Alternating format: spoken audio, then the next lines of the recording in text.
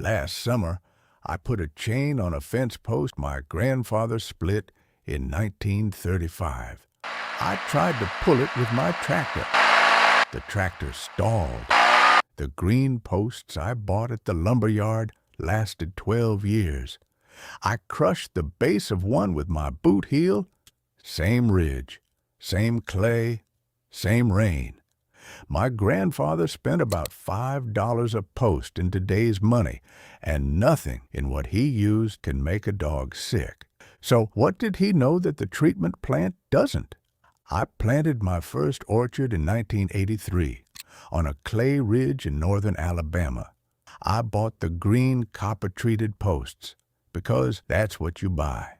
His went in the ground during the Depression. Mine lasted 12 years. Nobody where I grew up had money for commercial sealants.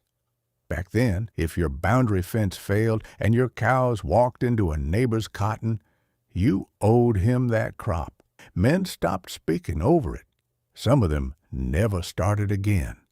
My granddaddy used to say, "A lazy man builds his fence 3 times. A wise man builds it once." He taught me how we kept ours tight. Dig up a failed post sometime. You'll notice something strange. The wood down deep is solid. The wood up top is dry and hard. All the damage sits in a band about 2 inches wide right at the soil line. That's where the fungi live. They need oxygen and water in the same place at the same time, and the soil line is the only spot on the post that gives them both. Above it, too dry. Below it, not enough air. And the post feeds them. Wood is built out of vertical tubes called tracheids. Set in dirt, those tubes pull groundwater upward against gravity like a bundle of straws.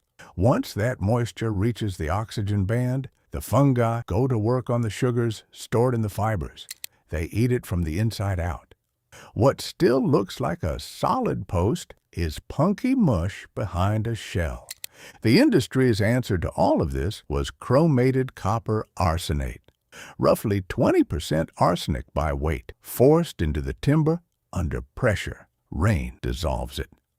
Connecticut's State Agricultural Station pulled 85 soil samples from under 7 treated decks.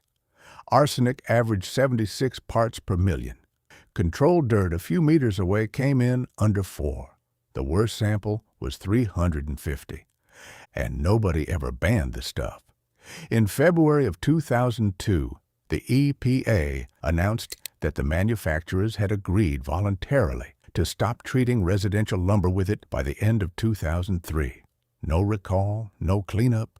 To this day, the EPA doesn't ask anybody to pull out an old deck or dig up the dirt underneath it, and the plants still run it for industrial work, utility poles, pilings, railroad ties. So here's what we did instead. Char it. The old-timers rolled the posts over an open scrap wood fire, turning them slow so the heat stayed even. You're not trying to burn the post, you're cooking a skin onto it. Char the bottom 3 feet, plus about 6 inches of buffer above wherever the soil will sit. Take the outer 1/4 inch to black and crackly alligator hide. That heat breaks down the hemicellulose and burns the simple sugars out of the surface layer. Fungi and termites need those carbohydrates to eat. What you leave them is a sterile carbon shield, and it seals the microscopic pores while it's at it. Water absorption drops by about 90%. Now the problem with charcoal, it's brittle. Clip it with a shovel while you're backfilling, or let the ground heave one hard winter and the shell cracks. Water walks straight in through the crack. Lock it down. Boiled linseed oil and genuine pine tar, equal parts. Linseed oil is pressed from flaxseed with an iodine value of 160 to 200, which is a technical way of saying it's hungry for oxygen. Out in the air, those molecules link up and polymerize. It soaks into the charcoal and cures hard, gluing that brittle shell in place so it can't flake off against your gravel. Pine tar handles the other half.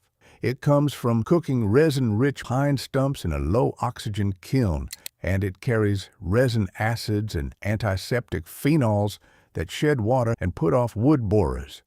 Don't substitute roofing tar.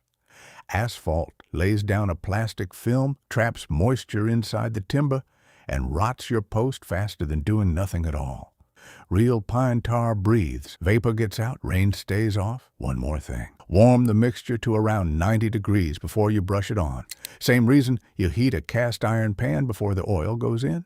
Cold tar hits cold wood, thickens on contact, and sits there as a sticky skin. Warm, it thins out and rides down into the capillaries in a couple of minutes. Set it right. Dig below your frost line. In most places, that's 24 to 42 inches. 3 inches of gravel in the bottom of the hole, so water always has somewhere to go.